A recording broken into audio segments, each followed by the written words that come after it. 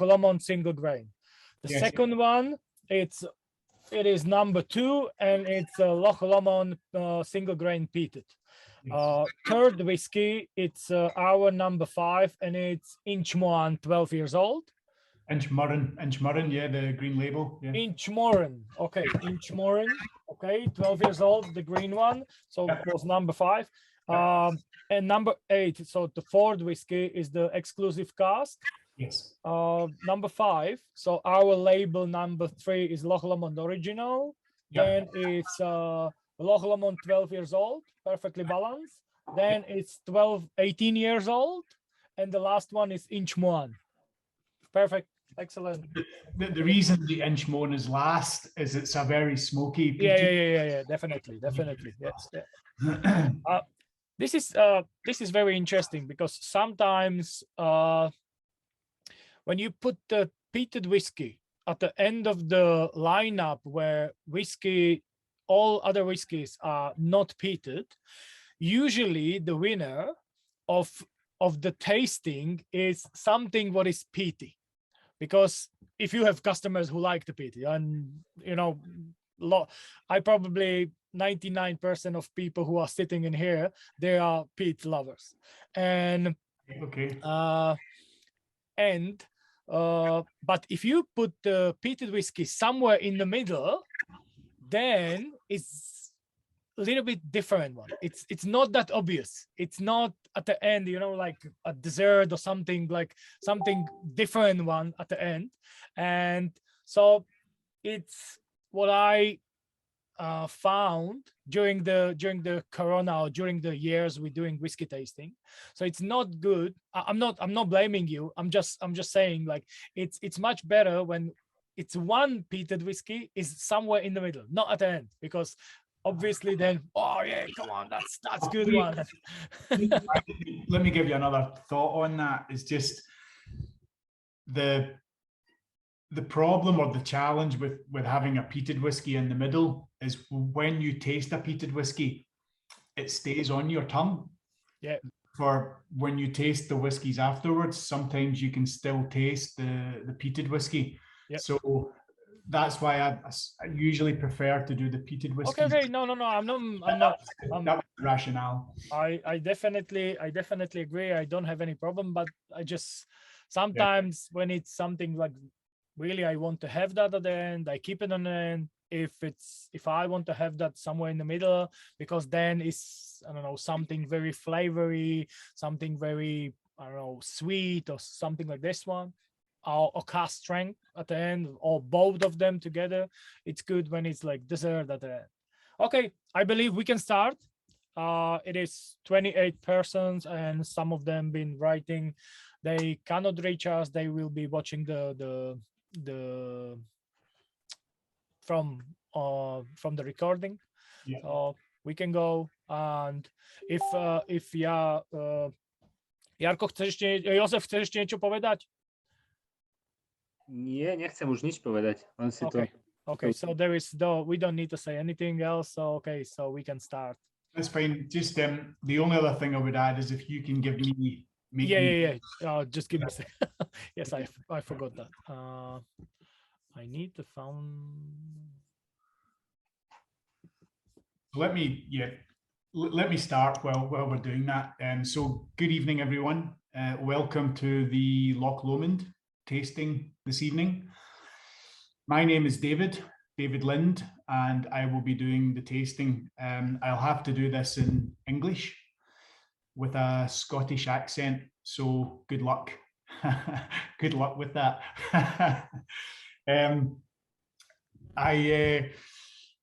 I'm going to give you a little tour of where I am. So right now I am in the tasting room at Loch Lomond Distillery, right? So just so you can see here.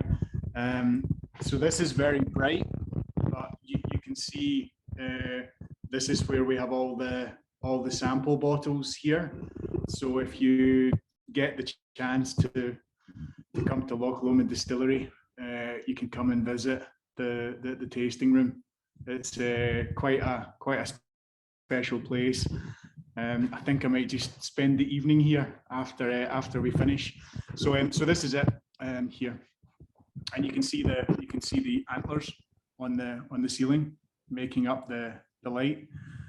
So yeah, so that's a little tour of where I am, and all of the whiskies that you're tasting tonight are from Loch Lomond, and they're all made here at the distillery where I am at the moment.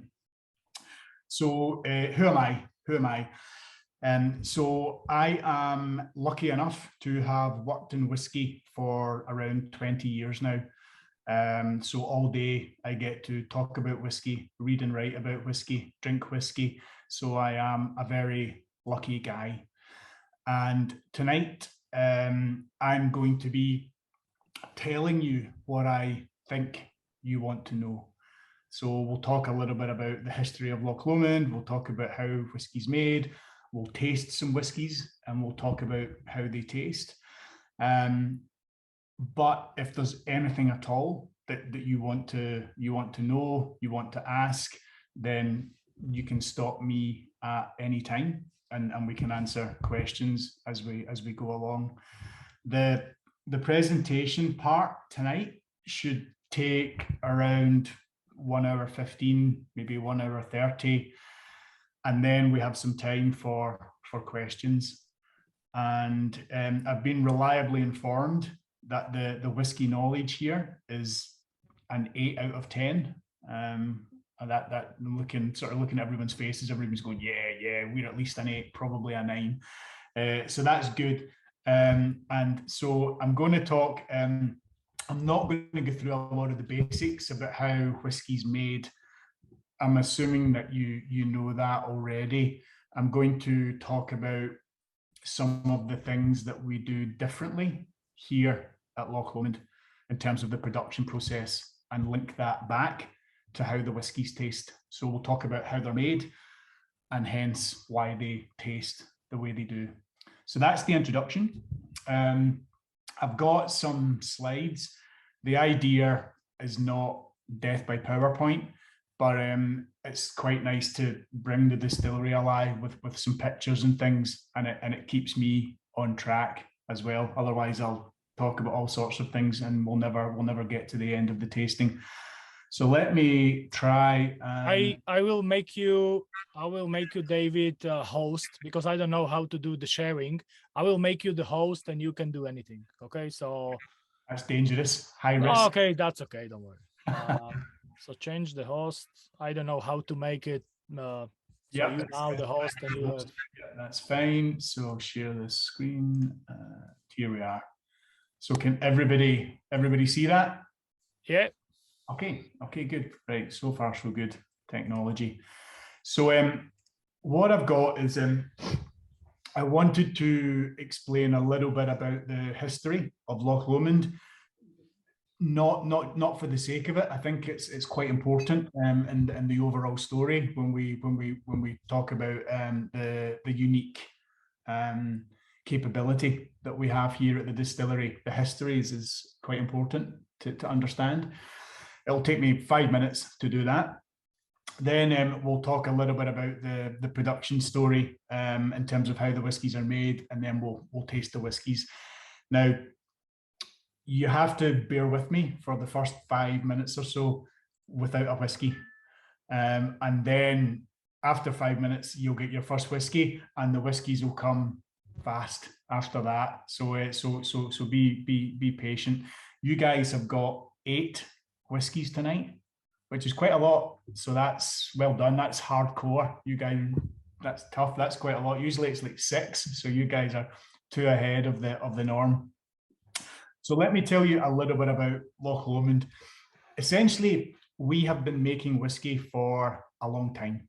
We've been making whiskey for over 200 years.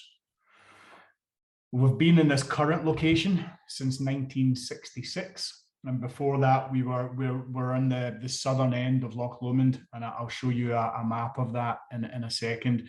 But we've been located in different parts around Loch Lomond, and we've been in this current site since '66. But what really happened was the company was taken over in 2014 by a new management team. And that changed. Two things changed. One is we started to focus much more on premium products and much more on single malts. And that's really mostly the products that you will drink this evening. The second thing is that up until that point, most of the business was in the UK. And from 2014, we have been expanding into lots of export markets. And we're now in pretty much all export markets around the world.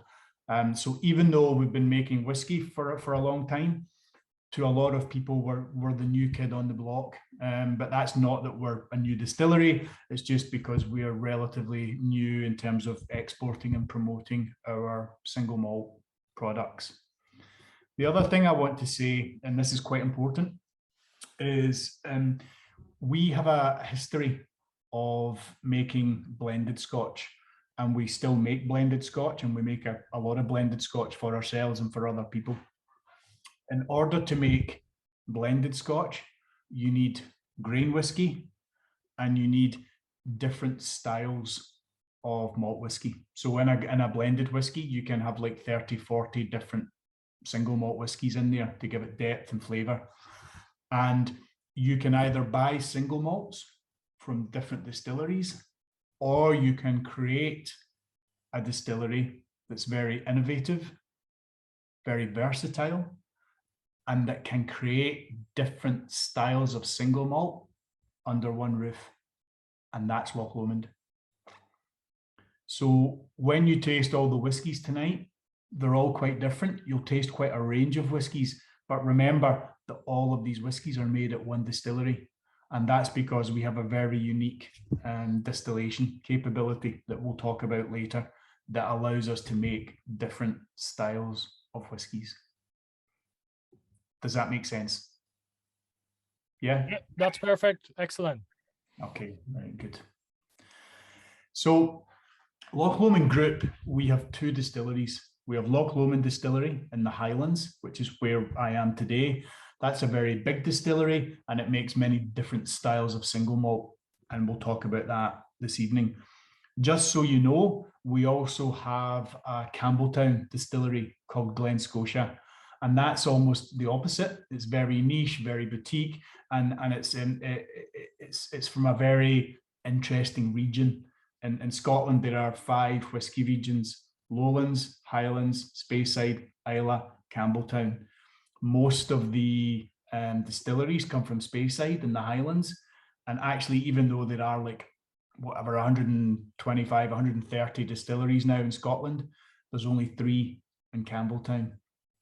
Which is what makes Glen Scotia quite special. And perhaps we'll talk about Glen Scotia another time because our focus won't be on Loch Lomond this evening, but we have both of those distilleries under the group. And just to give you an idea of where we are geographically, this is a map of Scotland here, and Scotland's pretty small, but Edinburgh's on the east coast and Glasgow's on the west coast.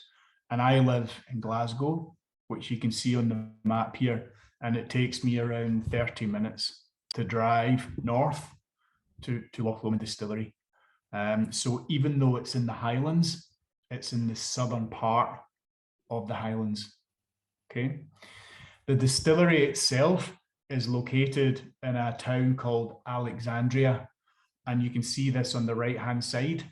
And it's on the southern banks of Loch Lomond. Now in Scotland we call a lake a loch, but so really this is Lake Lomond, and it's the largest lake or loch in the United Kingdom by surface area. It's 26 miles long and up to 5 miles wide. So that's where the name of the distillery comes from, its location on the southern banks of Loch Lomond. And you'll notice that the logo on the bottles is a stag. It's a deer, like a stag head, a deer head. And all around the Loch Lomond area is very famous for having lots of deer running around the hills. And that's where the logo comes from. And if you travel around Loch Lomond, all of the hotels and restaurants, they all have deer as the logo, because it's a very famous area for deer and for deer hunting. So that's where the name comes from. If I can just mention one last piece of geography, and then we'll quickly move on, and we'll get to the first whiskey soon, I promise. On Loch Lomond, there are 39 islands. So they're very small islands, but there's 39 islands on there. 2 of the whiskies that you will taste tonight are called Inchmurrin and Inchmoan. And we'll talk about what those names mean when we come to the whiskies. But you'll see here the name, they're named after islands on Loch Lomond. So Inchmurrin is the largest island on Loch Lomond, and you can see Inchmoan here as well. And those are where the names come from. And those are just styles, different styles of whiskey that we make at Loch Lomond. So we've given them a slightly different name in order to differentiate them from the core range. So that's a little bit of the geography. That's okay? I'll continue. Yeah, that's perfectly. You can continue. Great. Okay.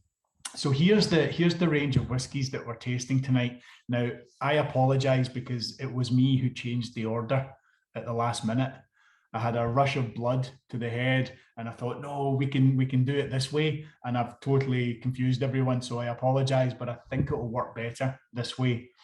So we're going to almost taste it in sets. So we're going to taste the 2 single grains together. Then we're going to taste Inchmurrin 12 and the single cask together. Then we're going to taste what I would say is the key vertical for Loch Lomond. So we're going to taste original 12 and 18. And those are like, they're like little brother, medium brother, big brother, they're like similar styles of whiskey, but they're just older. So those are going to be the 3 main whiskies we'll taste. And then we'll finish with Inchmoan, which is a much more smoky peaty whiskey. So this is why we've grouped them together in this way. But these are the 8 whiskies that you'll be tasting tonight. So it's time for the first whiskey, and I'd like you to pour and try the Loch Lomond single grain.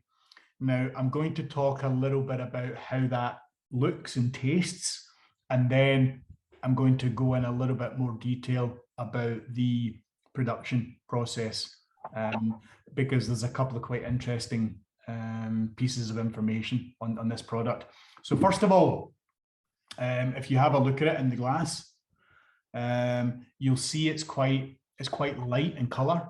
It's almost like a straw color, very, very pale, light whiskey. This isn't old, okay? This isn't an old whiskey. This is maybe around sort of 3.5, 4 years old, but it doesn't need to be any older than that. A large proportion of the maturation is in first fill bourbon barrels. So that means barrels that are being used to mature Scotch whiskey for the first time. So that means the wood's very active and it imparts a lot of flavor very quickly. So this ex-bourbon barrel brings a lot of sweetness. So you get a lovely sweet vanilla note to this. The single grain is very light and malty and biscuity, like a cookie. Okay, so you get that lovely malty, bready, biscuity character, and then you get a lovely citrus fruit flavor. But this to me is an aperitif style whiskey. It's fresh, it's zesty, it's invigorating, it's light, it's accessible, it's easy drinking style. And for me, this is a wonderful way to start the tasting. This was always going to be number 1 in the whiskey tasting, because it's a lovely, fresh, easy drinking style whiskey to get started with.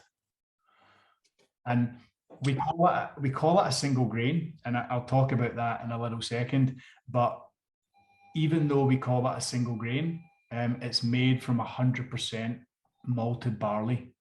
Okay, so that's why you still got all that lovely sweet body and mouthfeel, because it's made with 100% malted barley, but it's just distilled in a slightly different way. Okay. Do you like it? Good start? Yeah, it's very surprising, very, very nice. It's one of my favorites, and what I would say is this is a great whiskey for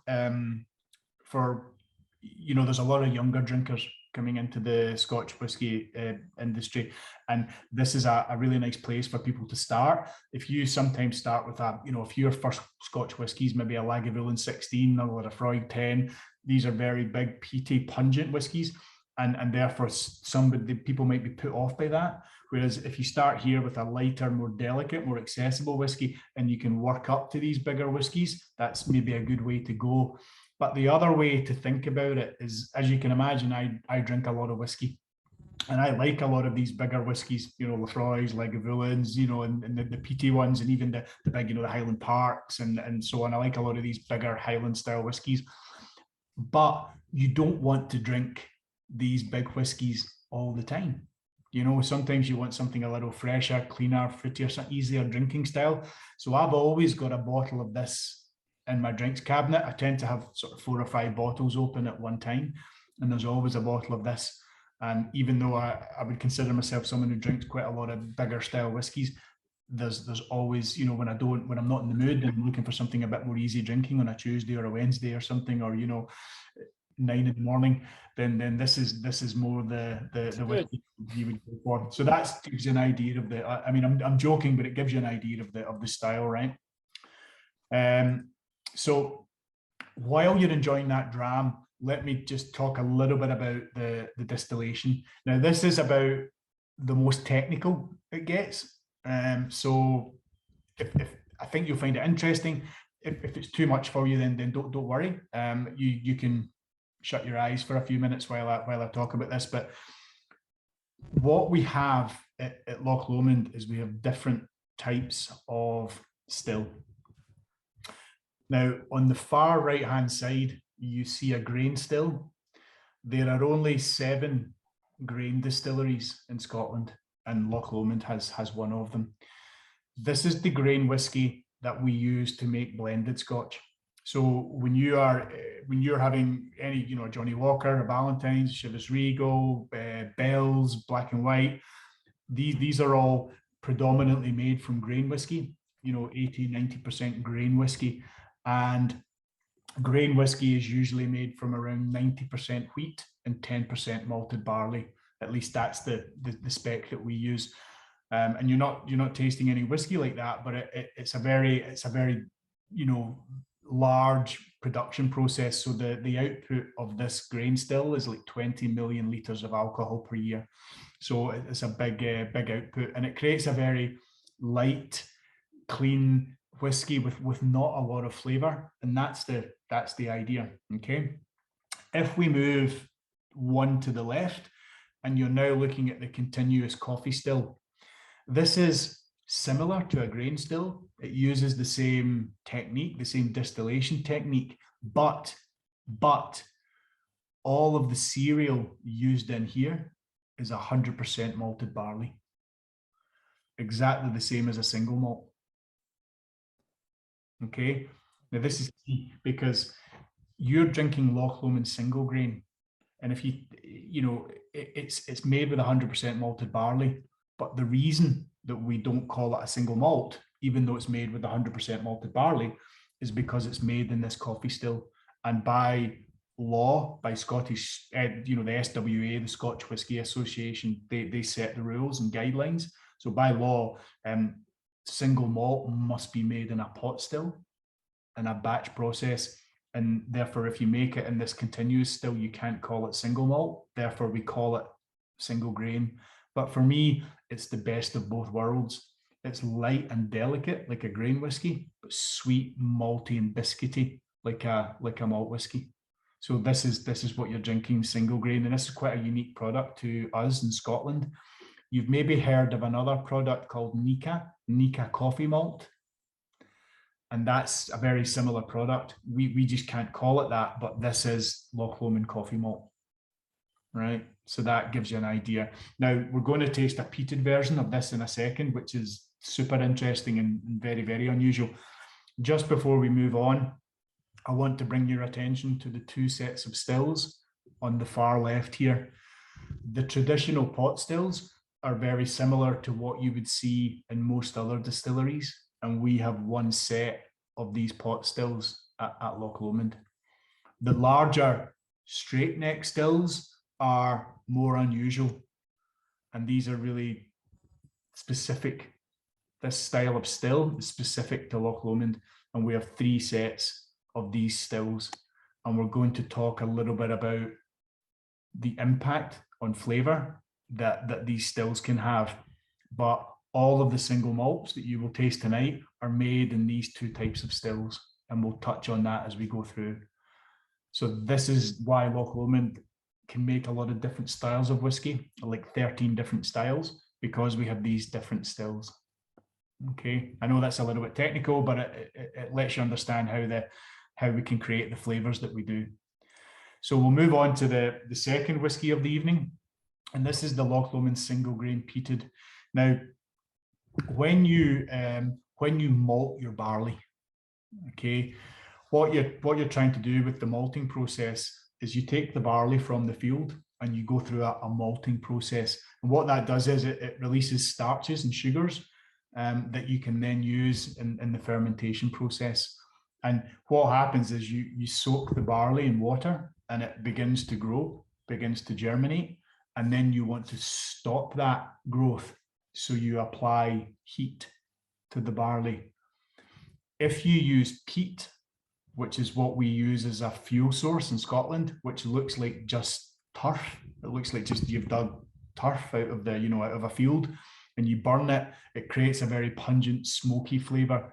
And this is what I'm talking about when I talk about peated malt. The peat flavour comes from using peat to dry the barley, and it creates a very, very unique smoky flavour. So all of those Islay malts I mentioned, the Lagavulin, Laphroaig, Ardbeg, Kilchoman, Bulmore, these are all very well known for having using peated malt, and it creates that very peaty, smoky flavour. Now, this is the same, it uses heavily peated malt. So the malt we use is the same level as something like Ardbeg, which is 50 ppm, which is a measure of how peated something is. So we're using very heavily peated malt. But the difference here is because we're distilling it in a coffee still, you have a much lighter whiskey, and you take it off the still at a higher alcohol content. So you're capturing different alcohols, and you're capturing, therefore, different flavors. So what you're going to taste in this whiskey is unlike any other peated whiskey that you'll taste. You get unusual things like aniseed, clove, black currant leaf. And these are all very unusual flavors for a peated whiskey. And it's because we distill it in the coffee still at the high strength. And therefore you get a very unique flavor profile. And again, this is matured just 3.5, 4 years, but it's a high proportion of first fill bourbon. So you get that lovely sweet vanilla, you get that fruity character, but you get a lovely delicate peaty flavor, and you almost get like dark, some dark fruit in there and some spices and herbs. And for me, it's a very, very unique, unusual whiskey, the Loch Lomond peated. And we only launched this like a couple of years ago, and it's been hugely, hugely successful. And as I say, completely unique in the Scotch world. So I hope you like it. Those have been the two single grains that we've tasted, the unpeated and the peated. And I should say these are both 46% alcohol, and they are natural colour, non-chill filter. Yeah, I mean, will everyone know what non-chill filter means? Yeah. We had even the very huge whiskey tasting when I was explaining, because there is a line from signatory which is very cloudy, where you can see what whiskey looks like if you're not doing chill filtration. Then we was explaining what's happening on the 46 and then what is the cask strength. But I've got a question, David. You mentioned you're using the first one for the single grain whiskey. For the blends, are you making some blend, or I'm not familiar with that? Any brand? The largest blended brand we have is a brand called High Commissioner. Okay, I know this one. Yeah, okay. So I was not Yeah, no, it's fine. I mean, it's not big everywhere. You know, it's big in the UK. It's number 2 in Sweden. It was big in Russia. You know, so there are some key regional. It's big in the Middle East, but it's not big everywhere. So yeah. So and you when you're using the single grain or the coffee still, are you using what you distill for your production, or you using that something for the sell as well for some big companies, some, I don't know, like you mentioned it, Ballantyne's, Johnny Walker, Chivas Regal. Do you sell them stock? Yeah, we sell other people's stock. Yes. Okay. Okay. Yeah. So Yeah. and do you have any idea what's the like how many liters or how many million liters are you making on the distillery through the column still, which is during the year? Yeah. So the grain still is 20 million liters of alcohol per year. It's Okay. not, that's its output. We're probably running about 2/3 of that. So we're probably running about 15 million LOA. So that's that. The coffee still is 2 million LOA per year, and it's running full capacity. And then the other pot stills that I mentioned, in total, they are 3 million liters of alcohol per year.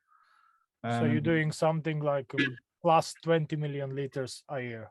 Yeah, of everything. Okay, so that's very big. That's not. I'm saying, yeah, and I think you know, we are, as far as malt distilleries go, we're quite big, but when you add on the grain, it makes us bigger. But actually, the grain distillery, it's big, but we're not one of the biggest. You know, some of the other grain distilleries are much bigger than us. David, one question from me. How much you keep and how much you sell proportion wise? It varies. It varies for each of the products. For Loch Lomond and Glen Scotia malts, we keep the vast majority of it. I mean, Glen Scotia we keep 100%, and Loch Lomond we 80-90%. So we keep all of that for our own products, because our products are growing very fast. So we need to lay down enough stock for that. For the coffee still, I'm guessing, but we probably keep half and sell half, and the grain is probably about the same. So we sell, you know, a fair amount of that to others, but for the malts we pretty much keep it all now for ourselves, because most of our products now are on allocation. So that means demand is bigger than supply, particularly for aged products. You know, so that's why we're keeping all that for ourselves. And do you plan to grow, like, in the very near future, like increase the number of stills? Yeah, I mean, it's a good question. We're kind of sort of debating that. What we've been able to do is add shifts and change shift patterns, so that we can increase output that way. So that's the first thing. We're able to increase output doing that. What we're looking at is whether we need additional stills at Glen Scotia. So we're looking at that as an option. But with the change in shift patterns here, I think we're able to produce enough at the moment at the distillery. What we're doing is just keeping it all for ourselves now. But in terms of the output of the distillery, that's enough for us to achieve our growth targets. Thank you. You're welcome. David, this is Peter speaking. I'm absolutely delighted with the two first samples, to be honest, and it is just giving me, you know, a very distinguished picture of how grain actually shows up. And what I'm actually seeing, the great maturation, you know, of the new make after you mentioned 3 or 4 years. The spirit itself is, I mean, the whiskey itself is well maturated here. My question: you mentioned the flavors and probably the flavors of the new make spirits being bready and the biscuity. So all the others here that are listed, clove, vanilla, are actually coming from the wood itself, or? No, I would say the clove and the the aniseed, blackcurrant, that's coming from the malted barley primarily. So that's the main difference, is the heavily peated malt that we use, the peated variant. So most of that will come from the barley. I see. And to your personal opinion, what suits better for the coffee stills to distill? Is it for the peated or non-peated version? I think, I mean, we produce mostly unpeated, Yeah. but the reason I'm hesitating, because we use it for different purposes. So, for example, we can actually use a lot of the peated single grain in blended whiskies.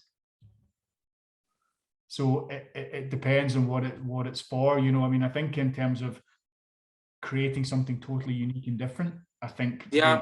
we both do that, particularly the peated. So I think as a bottled product, the peated single grain is very, very unique and I think extremely interesting. We use, the peated and unpeated are both very, very relevant. But we use a lot of it, and so do other people, in blended whiskies, because it allows you to bring a lot of that malty character to it. But when you have a blended whiskey, say 15% malt, and malt's the expensive part. Yeah. So the price, to produce this, is the price is somewhere in between grain whiskey and malt whiskey. Therefore, if you use it in a blended whiskey, you can create, depth and sweetness and mouthfeel in a blended whiskey. But it's less expensive to use this than it would be single malt. Yeah. So I think it's got merits as a bottled product in its own right, but you can also use it when you're creating other blended products. I see. Okay, thank you. Keep on going. Perfect. Okay. Right. So next, we're going to talk a little bit about fermentation before we move into tasting the next two products. And again, I wanted to highlight what were some of the differences of Loch Lomond, and one of them is in fermentation. And all of the products and all of the malt products that you taste tonight are fermented for at least 96 hours, or a minimum of 4 days. Now, some distilleries ferment for longer, some shorter, but we consciously decided to ferment for longer. And that was an investment decision that was made, because in order to ferment for a long time, you need to have fermentation capacity. Otherwise, it becomes a bottleneck in the distillery. So we have 800,000 litres of fermentation capacity at Loch Lomond. We have 25,000 litre fermenters and 50,000 litre fermenters. So we have got a huge amount of fermentation capacity. And that, as I say, was an investment decision that was made some time ago. Why do we do that? Well, it's not to increase yield or increase alcohol content, because at the end of the fermentation process, the alcohol is around 8.5%. After 72 hours, the alcohol content's 8.5. After 96 hours, it's still 8.5. So it doesn't increase alcohol. What it does is it increases flavor, specifically fruit flavor. And when you ferment for longer, you have a process called secondary fermentation, and that creates esters, and those esters are fruit flavor. So when I'm talking tonight about pear, peach, apple, apricot, citrus flavors, all of that is created here during the fermentation process. And that's one of the styles that runs across the Loch Lomond range, is this fruity character underpinning the products. And that's due to this longer fermentation. And the first product that I want you to try is the Inchmurrin 12, because I think this really, really showcases that fruity character. So I'd invite you to try this whiskey, and then I'm going to tell you one other piece of information in terms of the distillation technique, which really creates a fruit bomb. So this whiskey is fruit in a glass. Fruit in a glass, right? Pear, peach, apple, apricot, sweet, zesty, baked apple. It's got a lovely sweetness again. It's all matured in American oak, ex-bourbon, and there's perhaps a little kind of zing of white pepper on the finish. Now, this is a 12-year-old age statement. So, of course, all of the whiskies in here are a minimum of 12 years old. They may be older, but they're a minimum of 12 years old in order to honour that 12-year age statement. All of the malted barley used is unpeated. So there's no any, to the question the gentleman asked earlier, any smokiness you're detecting, any spice will have come from the wood, okay, not from the malted barley on this occasion. It's all unpeated barley that's used. And remember, we go through that long fermentation to create all that lovely fruity character. But there's one other piece of information that I wanted to share. Well, first of all, I'll let you enjoy the whiskey. Are you enjoying the Inchmurrin? Yes, we do. You just need to wait when somebody will turn on the microphone for the answer. I think this again is a lovely, unique style of whiskey. For me, this is like, you know, almost bubbles in the tongue, like it's like a champagne. You know, it's got like attitude, like a teenager. It's got vitality, energy, power. You know, and it's a really, really interesting whiskey, I think. The Inchmurrin 12. And by the way, I mentioned about the islands, and in Scots Gaelic, inch means island. And murrin means grassy or grass. So literally you are drinking grassy island. And that gives you that idea of that kind of, you know, that lovely kind of sort of, you know, the fruity kind of grassy notes that come in. It's a lovely, clean, crisp, fresh flavor to it. And that's where that's why that name was chosen. So I want to just giving you guys an 8 out of 10. I'm just going to dig one step deeper into the flavor profile here, just to talk a little bit about how we create such a fruity whiskey. And again, it's to do with the distillation. So what we have here is the straight neck still, okay? And you know, this is a tall still, sort of, you know, 3.5 meters, whatever. It's a very tall still, but inside the spirit still. So everything we do is double distilled, right? Like everyone else. So wash still, spirit still. But inside the spirit still, for the second distillation, that still has a number of copper plates inside it. And this is what the visual is showing. The spirit goes up, condenses back down, up, condenses back down, up, condenses back down. And that breaks down the alcohol chains, and it has a purification effect. And that allows us to take the spirit off the still at a much higher ABV than normal. What you're drinking is collected off the still at between 90 and 80 degree alcohol, which is very high, right? Very high. I mean, most other distilleries would start at, you know, sort of 70 something, you know, so that it's very, very high.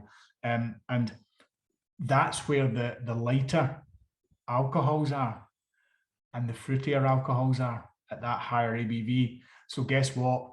You create all of that flavor during fermentation, and then you almost condense it by capturing those really fruity alcohols at that higher alcohol, higher ABV cut point.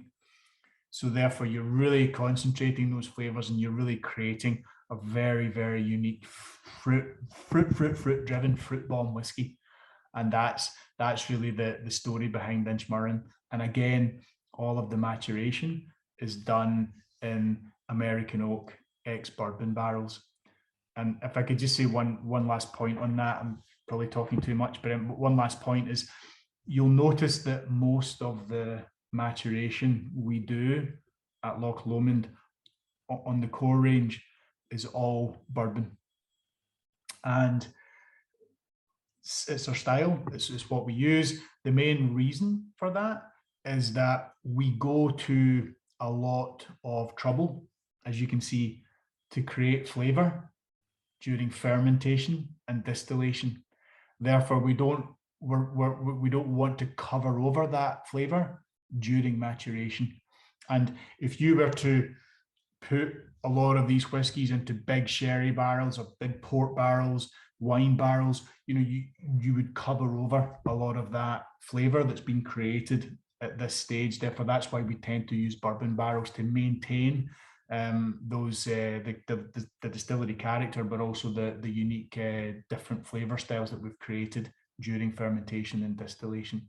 I mean, an example would be, just if you want to think about another couple of products for a minute, is if you think of Glenmorangie, they have a very tall set of stills and they create a very light floral whiskey.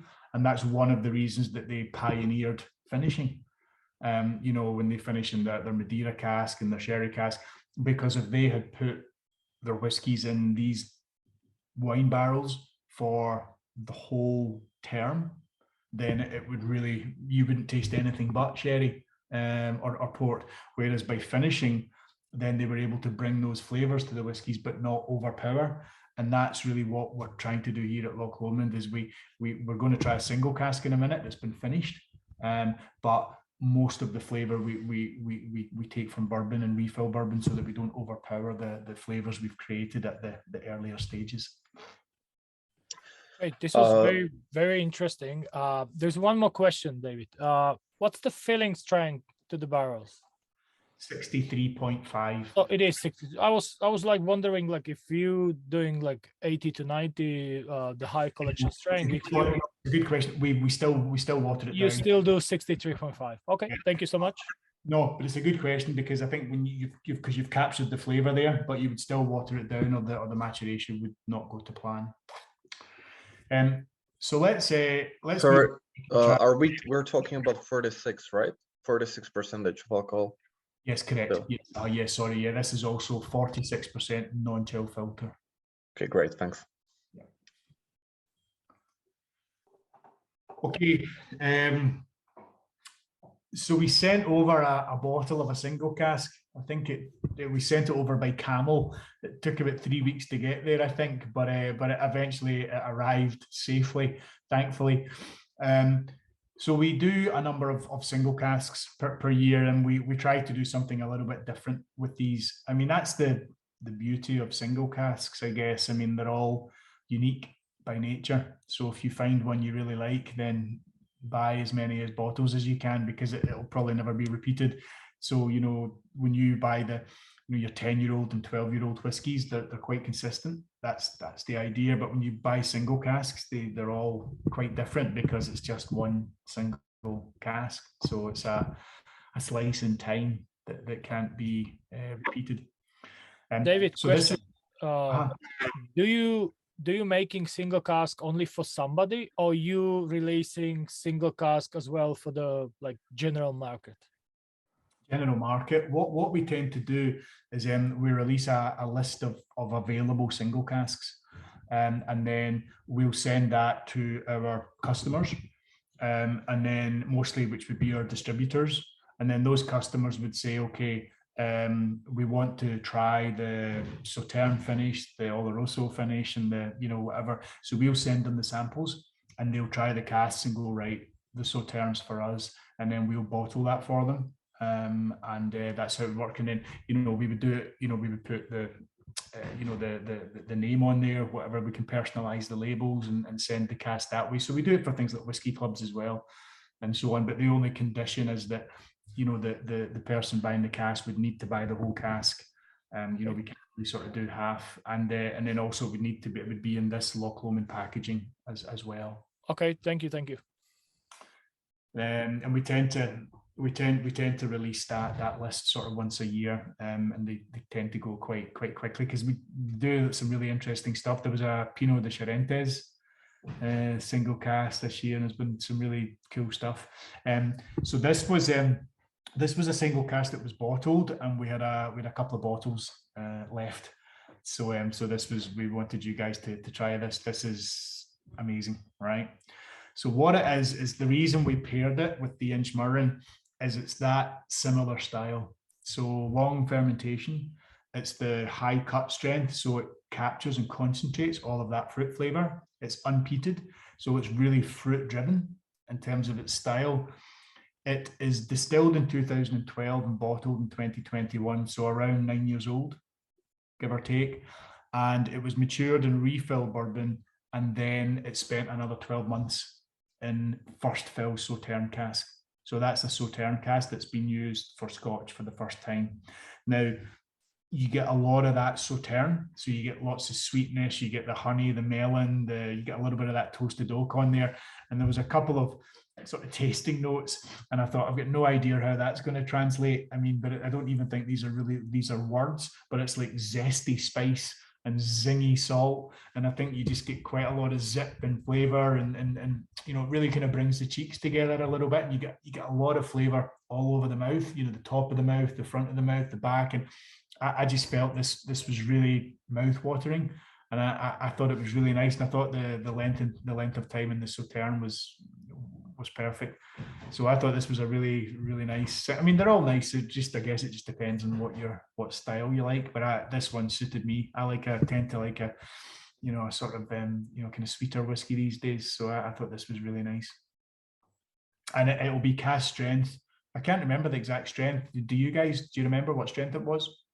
This is 46, and Was it 46? Well, it's not cask strength, then it's obviously been reduced. That's reduced it yeah, to 40. that was another question. Do you fill them how you want, or the customers decide they want cask strength or 46 or something else? Customer, yeah. So I mean, it's up to the customer, right? But typically we tend to bottle most of them at full cask strength. Some of them will dilute down to 46 if that's what the customer wants, which is what's happened in this case. But yeah, that's it. And then there was even a customer. It was actually quite interesting. They got a sample of a single cask, and the sample was around 57-58% alcohol, and they tried it at 58, 56, 54, 52, and they tried it at all the different ABV strengths, and they finally bottled it at 49.9. Okay. They felt that was the right, that was the right one. I was like, right, okay, that's fine. So yeah, it's up to, I mean, I would always go. I mean, again, this is just me. This is not a truth. It's a personal thing. I like cask strength whiskies because I feel that once you add too much water, you can't undo it. But if you've got cask strength, you can add water to your to your preference. And I always like to start cask strength, and then if it needs a little bit of water, I'll add it. But it doesn't always make it better. It's better for logistic cost also. Is this version gonna be available on our market? No. This was bottled for somewhere else, and we had a couple of bottles left that we provided for you guys. But what I would say is we can send samples of Sauterne single cask and other single cask to you, and you can try them, and it can become available in the future. So it is possible you could have a single cask, but not this particular one, no. Okay, I send you the address. It's difficult, Now we have a Glen Scotia samples, and they are sitting at the customs at the moment. So we will see, but we will get them. Yeah. David, one more question regarding to the level of the alcohol in the final bottlings, And what I have catched is that this is actually the customer's decision, but in the distillery bottlings, in the official bottlings, actually you are making those decisions, to be honest, isn't it? I mean, oh yeah, it's a bit of a contradicting. In the single barrels, I understand there is a customer, there is a targeted market and those things, but in the official bottlings, I mean, this is up to your decision. I mean, if I'm mistaken, maybe I'm not correct, but you are correct, 100%. So basically, for single casks, 90% of them are bottled at cask strength, right? So that's kind of, and there are some customers who want something different, and that's fine. We can do that. For the official bottlings, we decide what ABV that it should be, and who decides essentially is Michael Henry, the master blender. So for example, here,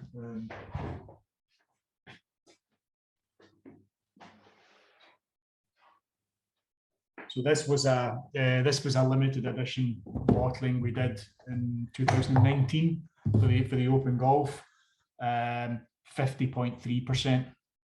You can see that 50.3. And you know, how does he go about making that decision?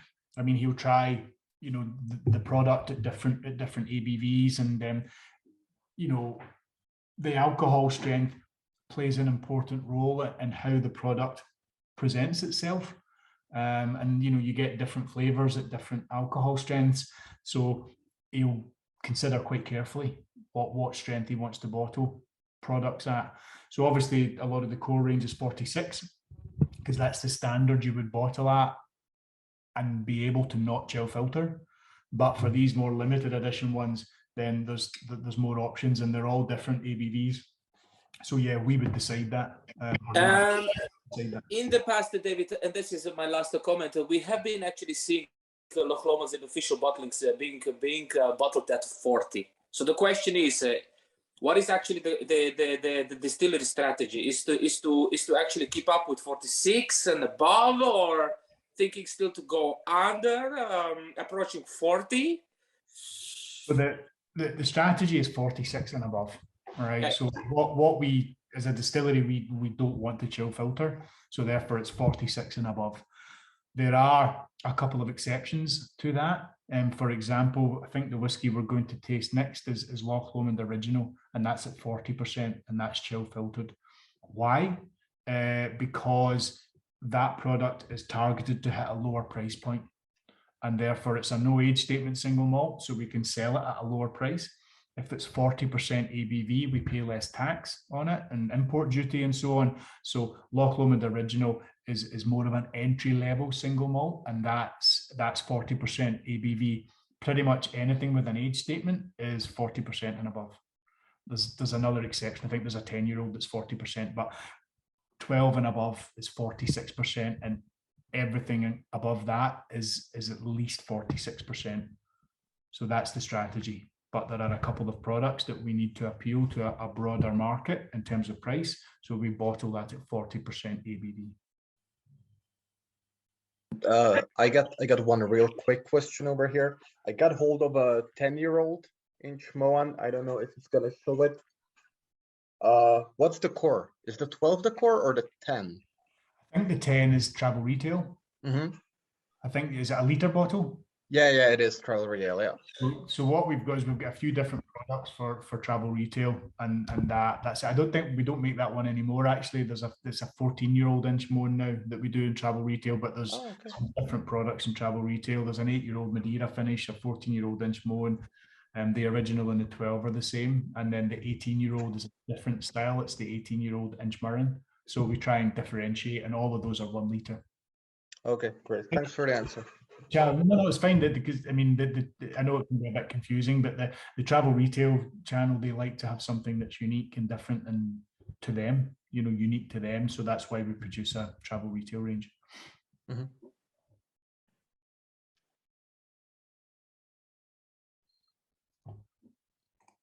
Okay, so the final thing in distillation before we go on. So what we've got is, remember, we've got the straight neck stills, and then we've also got these pot stills. And you'll see that the alcohol can get up and over the line arm much easier. So this creates a heavier, oilier, more powerful, more muscular whiskey by nature.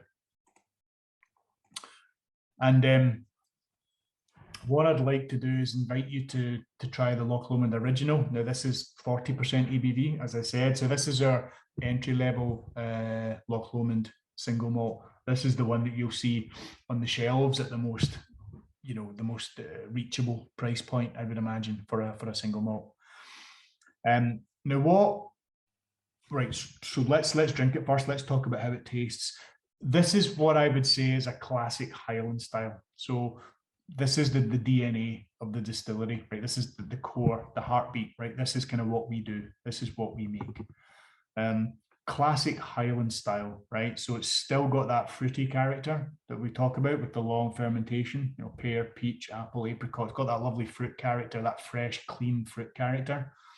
It's all matured again in American oak ex-bourbon. So you get that lovely sweet vanilla note through it, which is lovely.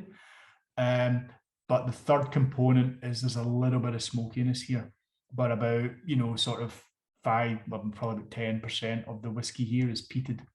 So this is a combination of unpeated and peated whiskies. So you get that lovely smoky character on the finish.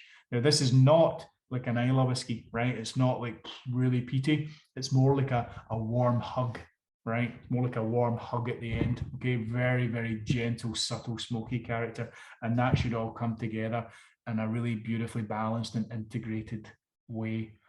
And let me talk about why that would hopefully be the case. Is we make peated and unpeated whiskey, and we make it in the pot still that I've just shown you. We make it in the straight neck still with the high cut, the straight neck still with the wide low cut, and we mature those different styles of whiskey separately. There's no age statement here. I would say Loch Lomond Originals around 7.5 years old on average. There's older whiskies and younger whiskies, but I would say it's 7.5 on average. And it combines those different whiskies after maturation, and that's what creates layers of depth and flavor through it, because we're able to combine those different spirit styles and different peated and unpeated whiskies to create layers of flavor. And that's how we can create such a perfectly balanced, integrated, good profile whiskey, because we combine those different distillates after maturation. And that's really what's unique about the Loch Lomond whiskies. So this is entry level again. It's got quite a high proportion of first fill casks, so sort of 30% first fill, but it does give that lovely fruity, creamy character. So I hope that you like the original. I mean, for an entry level single malt, I think it's second to none, really. What do you think?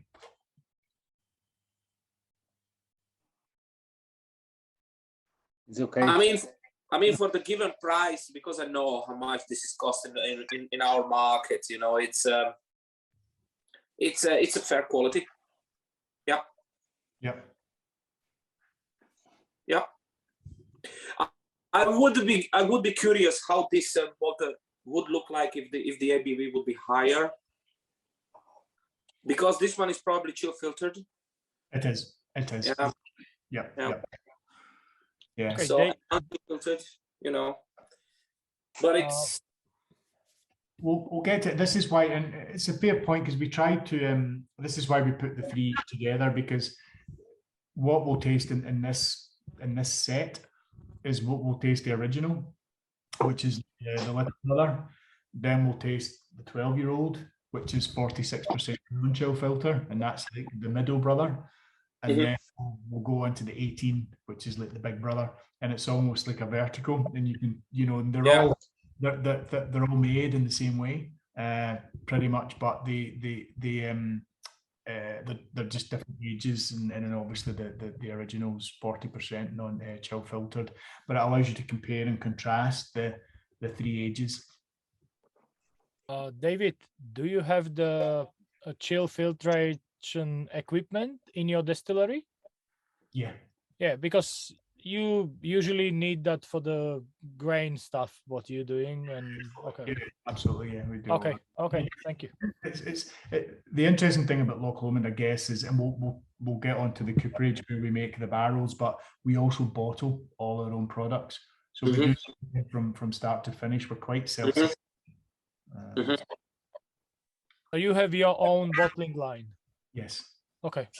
Yeah, the only thing we don't do is grow and malt the barley. You know, we buy that in, but everything we do ourselves, including bottling and packing our goods. So we have our own bottling plant, not at the distillery, but it's about an hour south of here.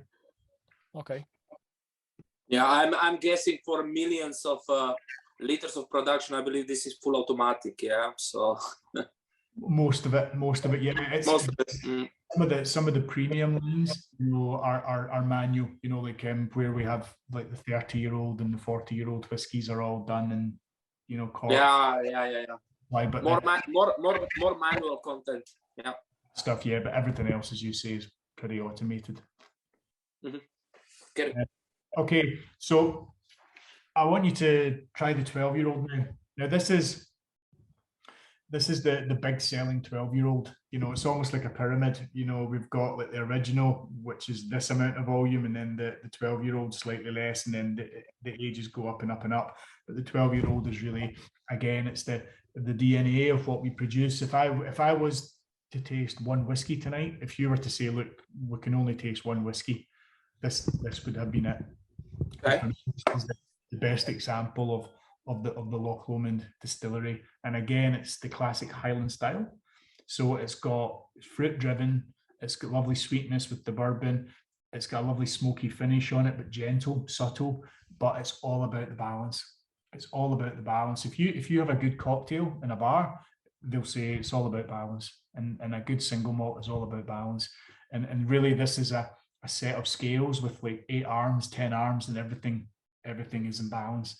And that's a difficult thing to do with a product. It's quite easy to have a really peaty whiskey, or put it in sherry barrels for 10 years and things, but this is kind of really, it's a real classic, and it's got to be done right. There's nowhere to hide with this, and I think the balance and the structure is wonderful, and that's why you get such a lovely long finish on this.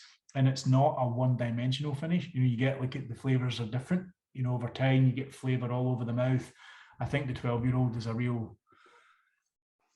great whiskey, and of course I'm biased, but you be the judge. But I think it's all about that balance and structure. And the structure, a lot of the structure is created through the blending of the different spirit styles made at Loch Lomond, which is great. The different, but really it's about those balance of flavors that is, I think, the key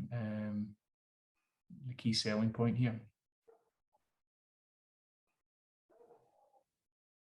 Why do you say 4 different spirit styles if the spirits are being produced by pot still and the long neck?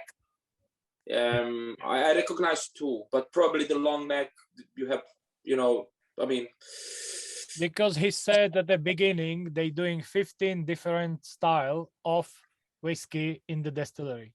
So this is very interesting. This is why it was interesting about the stills and the explanation. What was they showing? What was David showing in the beginning? And this is very interesting distillery, because they using multiple type of stills, and they even reducing. They have the watering over the still. This is very, very different. There is no distillery like Loch Lomond in the world doing some sort of style like this one, because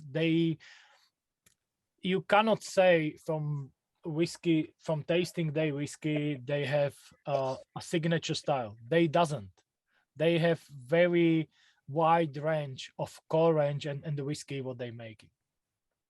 Is that correct, Dave? I would say everything was correct, except I would argue that we try to have a core style. We try to have this Highland style. Now, Inchmurrin is very different. Inchmoan's very different. So we make this different, but we try to have this backbone, which is the Highland style, which is the original, the 12 and the 18. So we try to make that our house style, and then we make different things around that. But I would say the 12-year-old is probably what we would want to be known for in terms of Okay. style. Okay. Now that we got into it, there's one single cask over here, and the rest is core range, the 7 other samples? Correct. And how many are there on top of that in the core range? The only other ones are the older ones now. So we've got like a 21 and a 30 as part of the core range. So those are the only other 2 in the core range. Mm-hmm. Okay, interesting.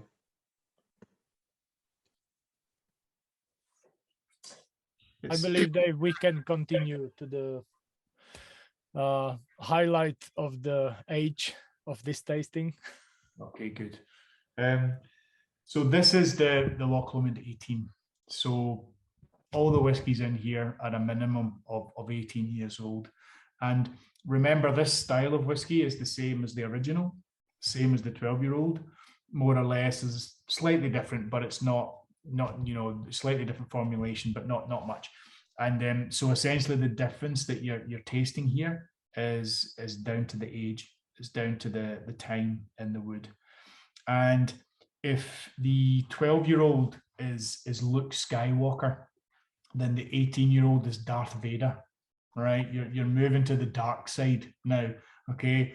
It's much more, you get taste notes like leather, tobacco, cloves, a lot of that, those dark, dark treacle flavors, and a lot of that comes from the wood, all of it comes from the wood, that complexity, that bitterness almost, those tannins.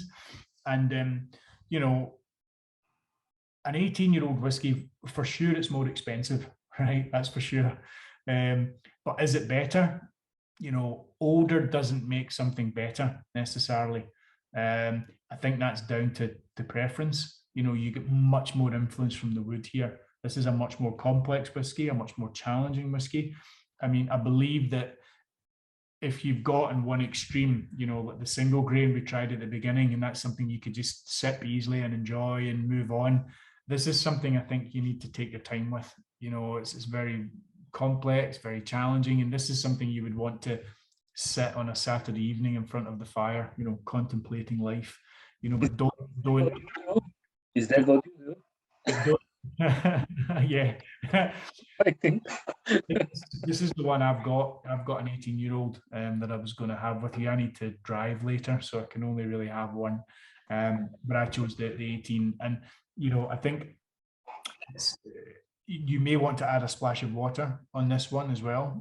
It's up to personal preference, but I think when you look at the tasting notes here, the one that makes me smile is just there's a kaleidoscope of flavors. In other words, there's so much going on here. I can't even describe it all. So it's a kaleidoscope of flavors. And I think the 18 is like that. It's very rich, complex, full-bodied, muscular, powerful, really, it's a wonderful, wonderful whiskey. But there's a lot more impact from the wood. And the question is whether you like that or not. Yeah. So I'll join you for a dram here. So Slanjava. Slanjava. Slanjava. This is very nice, very interesting whiskey. We're selling this one for a while, and I didn't have a chance to have side by side our 18 years old and your, which is on the picture, because this is the new design. We had the old design. It's something changed, or it's just the packaging. Okay, everybody's saying this one, but after all these years selling whiskey, I know when packaging is changed, it's not only the packaging, but okay. The distillery saying is, or you saying it's supposed to be the same. We saw that. We really saw that many times. I know 18 years old Glenfiddich, when was changed, was different. Same happening with the Talisker, same happening with the Glenlivet. And even the distillery was saying is the same. It's not the same when you have them side by side. When you are drinking this whiskey for the long time and you going through from the old one to the new one, you're not going to recognize. The thing what we recognize during the years is the whiskey in this age are becoming a little bit sweeter, a little bit like easier drinker or something like that. I don't want to say it's a sweet. I mean, in world of whiskey where sugar is not added, I mean this sweeter, but it's like much easier drinker. It's going to catch more customers of drinking whiskey. That's mine, not only mine. That's the recognition of the group of the whiskey what I am meeting. When it's possible, I'm always trying to check how it's the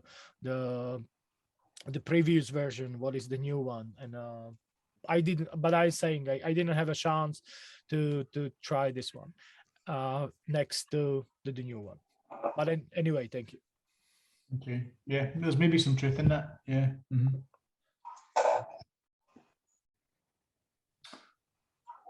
So while you're enjoying your 18-year-old, I'll just cover the last piece of information before we move to the last dram of the evening. So let me just cover maturation. And maturation is super important, paramount. And the experts will tell you that up to 2/3 of the flavour of the whiskey can come from the wood. So the quality of the wood and the wood you use is very, very important. And if you don't use good wood, you won't produce good whiskey. It's really that simple. At Loch Lomond, we have our own cooperage, and that's where we make and repair all our own barrels. So when we receive barrels in from the US, and we get them from a whole range of different suppliers, from Jim Beam to Heaven Hill to Sazerac, Buffalo Trace. So we use all these different styles of barrel, but if most barrels need repaired before they're used for the first time. And then also when a barrel is used, say 2-3 times, the wood gets tired and damp, and it doesn't extract the unwanted flavors, and it doesn't add in and impart the other flavors that you want it to. So being Scottish, we don't want to waste anything. We're very tight with our money. We don't like to spend money, so we don't want to throw the barrel away. So we go through a process called de-char, re-char, and that means that we take the barrel and we scrape the inside, and we take all the charcoal off, and then we refire and burn the barrel again, and that's re-charring the barrel, and that means we can use it again for another 2-3 times, and we continue that process until the wood gets too thin that we can't use it anymore. But even then, we're not finished. We still want to get value for money. So at that point, we'll turn it into garden furniture or plant pots, or we can even bring it down to wood chips, which we would use to smoke fish and things. So we don't waste much. But what I wanted to do was just highlight that Loch Lomond is one of only 5 distilleries that has a cooperage on site. And again, that's another investment that was made to ensure the quality of the whiskey. Where I'm sitting now, we have around 600,000 barrels on site, round about, so over 500,000 barrels maturing on site. So we use a lot of wood. We'll spend £1.5-2 million every year on wood, and so the wood itself is very, very important. And I wanted just to show you a quick video. It's like 10 seconds, but it shows the re-charring process in the distillery, and there's a little bit of volume on this, so just be prepared. It might be a little bit loud, so just watch on your earphones. Here it comes.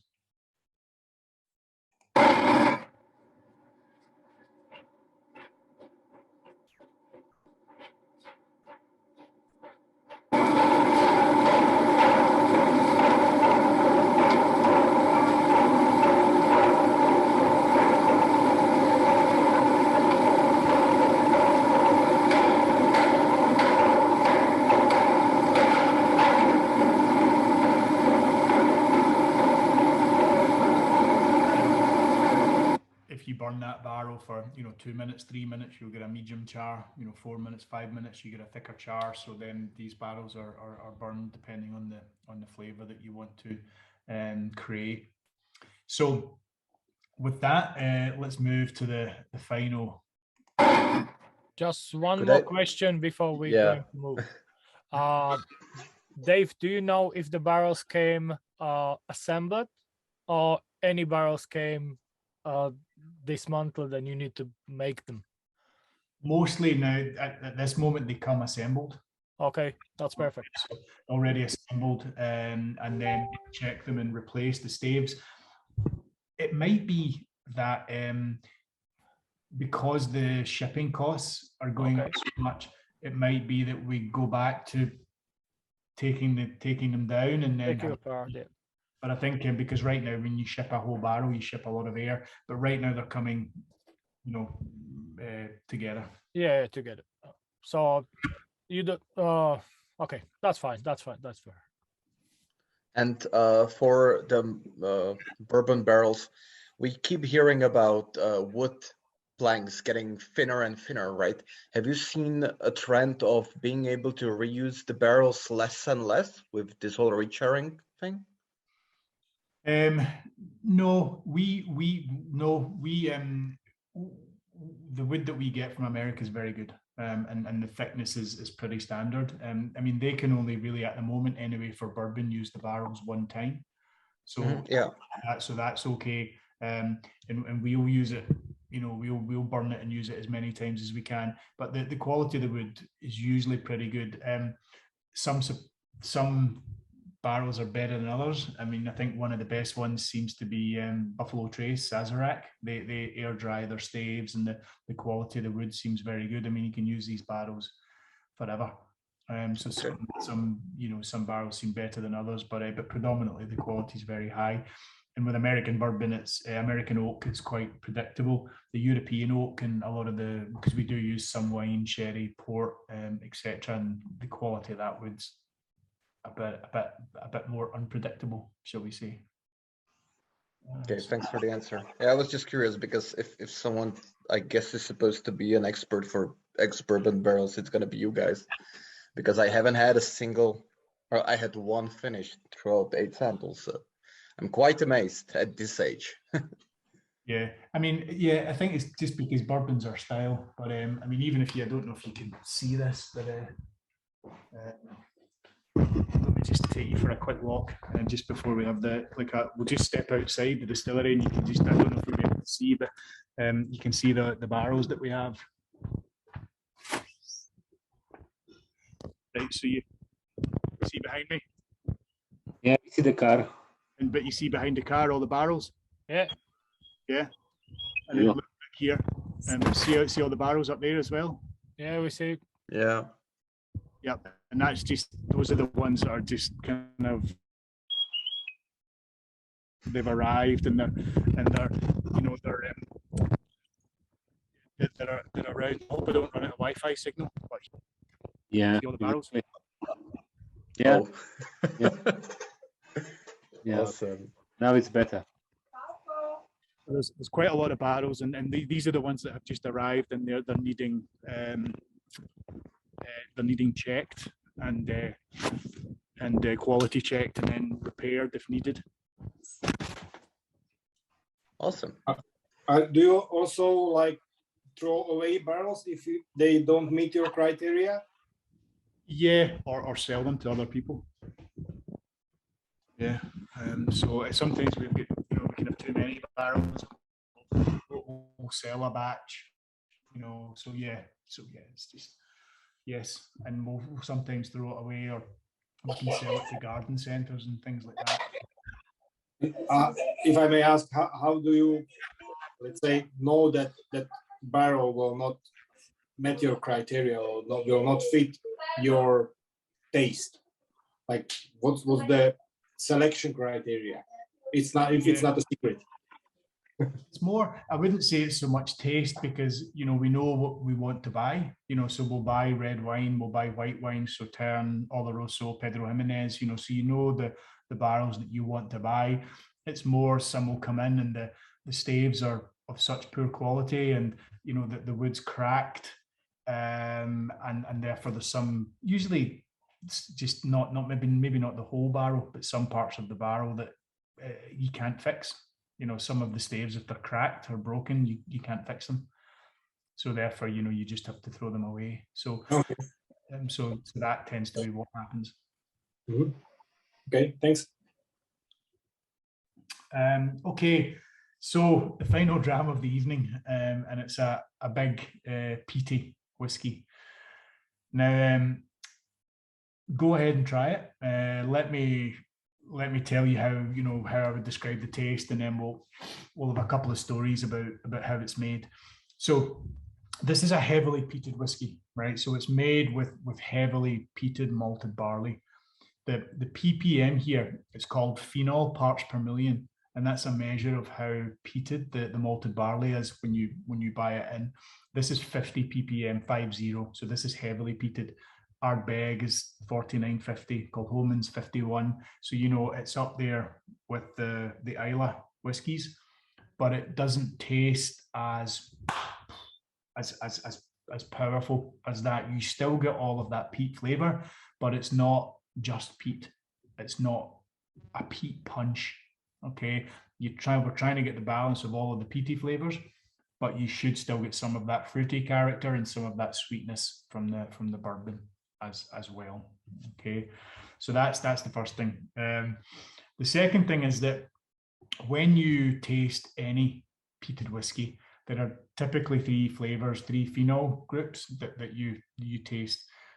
You've got and we'll make some rough comparisons, but smoky, so think maybe Ardbeg, medicinal, so maybe Lagavulin, Lafroy, and spicy, so think maybe Kalila, right? And these are the kind of broad styles. Now, at Loch Lomond, as you know, as I've already explained, we have different distillation regimes, and we can make the medicinal style in the Swan Neck pot stills. We can make the spicy driven character in the straight neck at the high cut, and then we can make the smoky style in the straight neck with the wide low cut. We can distill those whiskies separately for 12 years in American oak, ex-bourbon, and we can bring those styles together in perfect balance, in perfect harmony, so that we can balance some of the more aggressive phenols so that you get a much more balanced single malt, albeit heavily peated, but much more balanced. So you get a lovely balance of the smoke, the medicinal and the spicy flavors, but you still get some of that fruit character and some of that sweetness from the bourbon. So this is meant to be a heavily peated whiskey, but a more approachable heavily peated whiskey that wasn't just peat, not just smoke, but a more balanced approach to the heavily peated Highland style. What do you think? This is my favorite from your brand, even the Inchman, the 10 years old. This one, I really like the style of this whiskey peatness. It's very nice. As you said, it's a mix of some sort of characters from, it's not the Islay whiskey. It's different type of whiskey, something from Highland or mix of whiskeys, and that's very, very nice. Very easy drinking, very, very, very nice peaty. That's good. Let me tell you a funny story then. I'll just tell you a quick funny story and then we'll take. So sorry, was that a question? Yeah, I wanted to ask, the color I see, it's kind of dark. It's a natural color or it's colored a little bit? There may be color added. I mean, we're not adding color to darken it, but I believe this one, it's not natural color, that there may be color added for consistency. So we don't add color to darken. So all the whiskies are colored by the wood, but we reserve the right to add caramel in some of the 12-year-olds just to balance it. So there may be caramel in that one, maybe. Okay, thanks. Yeah, so the story I was going to tell quickly, just to highlight this, was I like peated whiskies, and my wife, she doesn't really like whiskey, but she really hates peated whiskey. She doesn't like the smell of it at all. I can see a few people smiling, right? So I'm not alone. So what happens is, on a Friday evening or whatever, I'll pour myself like a Lagavulin 16, you know, or a big Lafroig, or you know, something like a big peaty one, and I'll sit next to her on the sofa, and after a minute she'll go, "You're drinking one of those peated whiskies, aren't you?" And I'm going, yeah. She's going, and she gets me to move over onto the other side of the room and sit on the other sofa. And then after 3 or 4 minutes, she'll say, "I can still smell that." She says, "You know, you have to do something." She said, "Open a window, light a candle, do something." And before I know it, I'm outside standing in the rain, drinking my peated whiskey. And I'm thinking, is it worth it? You know, I'm not sure. So what I found is with the Inchman 12 is I don't get on the same sofa as her, but at least I can stay in the same room because it's not as powerful and pungent in terms of flavor, but I can still get that lovely smoky peaty character that I love. So that's a true story of the the kind of more balanced peaty style. That was nice and funny. Thank you. But I Dave, would you say are such a lovely chap. You are such a lovely chap, I have to say. But I would say it's worth it. Even if it's raining and you're drinking peated whiskey you like, it's still worth it. Yeah, Well well, worth it. well, You know, just mentioning your wife and the story about this is just, you know, marvelous. Fantastic. Enjoy. cheers. So that really is that's the end really. So I just to say thank you for listening, and thank you for coming along and joining the tasting. And I'll stop sharing now. And if there's any questions or any thoughts, I'm happy to answer any questions. And what would be quite good for me is just to understand what your favourites were for the evening, because I'm always interested to hear you know what your favourites are. So that's I'd quite like to hear that. So thank you very much. Thank you too, David. Thank you. Thank you, David. Thank you. Thank It you. was perfect. Thanks for the tasting. Thank you. If I can say, I'm just really surprised with the sample number 2, which was the floral and smoky. It's better than I was expecting, actually. In the price range that is sold, it's really good. The floral. Repeated. Yeah, the second, you know, the second floral. So yeah, I'm really surprised by that. I know this might be one of the first times I actually tasted a single grain I'm gonna buy, because the one I wanted to buy was a 20-year-old Port Dundas. That's like 300 euros. So kudos. I really liked it. Remember the single grains that we tasted are made with 100% malted barley, whereas the Dundas one will be wheat or whatever. So it will be a different taste. Yeah, no, that's why it had to be in the barrel for 20 years to taste that good. I'm really surprised what a niche thing I got to taste today. Yeah, and it's also even still, you know, if you smell the glass now, even now, second sample we have, still smells really nice. Also without the whiskey inside, basically, just the glass. Hi, David. Inchmurn 12 blew my mind away. Honestly, fantastic whiskey. And I bought a bottle of the 18-year-old. Can you just tell me very briefly what to expect? For the Inchmurren 18? Yes. Ah, okay, very good. Now, the Inchmurren, remember, is that fruity unpeated style. So if you bought the 18, then you're going to get much more influence from the wood. It's quite interesting because what happens with the Inchmurren 18 as it gets older is those fruits, that the pear, the peach, the apple, the apricot, the orchard fruits, they become much more like tropical fruit over time. So you get like mango, kiwi fruit, pineapple. So you get a much richer tropical fruit flavor, and you get a lot more spice on it, but a nice spice, like kind of nice sort of herbal spice. There's even, I know this is crazy, but you almost get a touch of peppermint on it as well, which is quite unusual. So that's a great whiskey. Yeah, so sounds promising. Thank you. Yeah. Okay, if we ask about whiskey, what nobody have, or somebody have, no, really, like half of the participant have. There is a Loch Lomond, the open special edition, finishing, and there is a three cask, and it's one of them is virgin. So we bought this one. So some of the people have that even tonight open a part of this one. So if you have any chance, so do you remember something about this whiskey? What you can tell us? Yeah, I mean, so Loch Lomond sponsor the Open Golf. Yeah. And it's the most international golf tournament in the world, and we did that to build the awareness of Loch Lomond, and that also allows us to release 2 or 3 limited editions every year.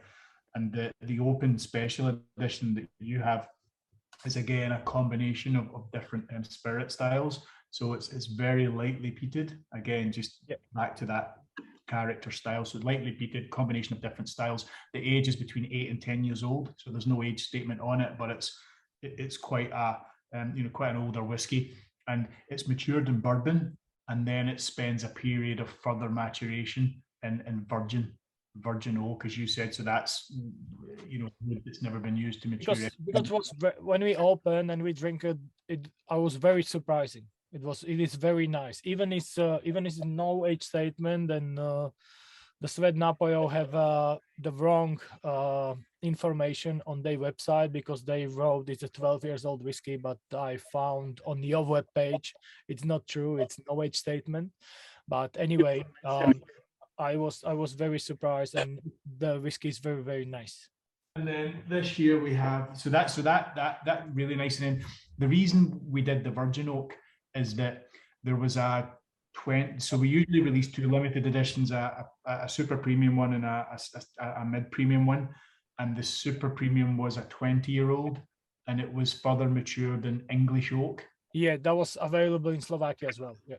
That was because the Open Championship was in England that year. Okay. So in order to do the Open edition and make them similar in style, we used the virgin oak, which gives it a huge amount of a lot more sweetness, but a different type of sweetness and spice, and a lot of herbal notes as well. It was a really interesting maturation. And then I'll show you this year's as well.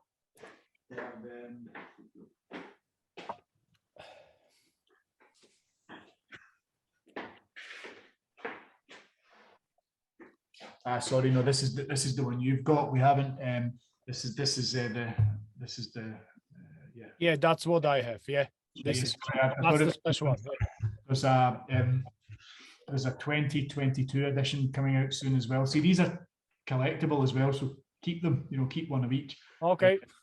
This is the 2021, and the 2022 is coming out and it celebrates the 150th Open Championship. Used to home of golf, and that's further matured in red wine. That's perfect. Thank you. There's one more question. If the packaging is the same packaging and just have the logo of sponsorship of the Open, it's the liquid inside the bottle is the same one. Like when it's 12 or 18 and it's just the logo Open, the liquid is the same. It is, because yes, it is. Yes, it's exactly the same. There's just some places get golf and some don't. For example, France, we can't put the Open on there because it's illegal to promote sports and liquor. Okay. So that's why we have to have different packaging. But that's exactly the same. Yeah, of course. Yeah. I didn't. Again, for me, I can say usually we do like points of the every end of the tasting. Usually we do 2 whiskeys, but with this wide range, I would do 3 points, and the last one would get 3 points from mine. The second one, the peated, the grain, 2 points, and the inch one would get 1 point. This was my non-peated favorite. The funny story is that when we was talking about it, my son was like, "Yeah, Dad," because he was listening. "You have this one," and I was like, "No, I didn't. But I see you. Do you have the bottle?" I had it.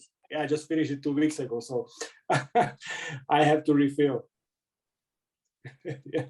So now I'm watching. I have the logo, the Open on it. My son brought me the empty bottle or the box, so now I have to refill or buy a new bottle. Good. Hey, David. Thank you. First of all, thank you for your presentation. It was really, really cool. Second of all, concerning the stuff we like, I gotta speak up for the ladies who love Pete.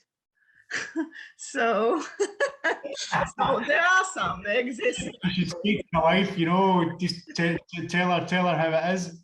Yeah, I would have to talk her to the senses, I suppose. Because basically, yeah, so I'm one of the Pete ladies. So basically, yeah, also me and my husband here, we love many of the whiskeys of your portfolio. So as I said, the peated one, the last one was really great. and we also love the 18. So yeah, it's really hard to choose because, for example, as you said, the classic 12, basically that's the one where we fell in love with Loch Lomond. That was the first one we tasted.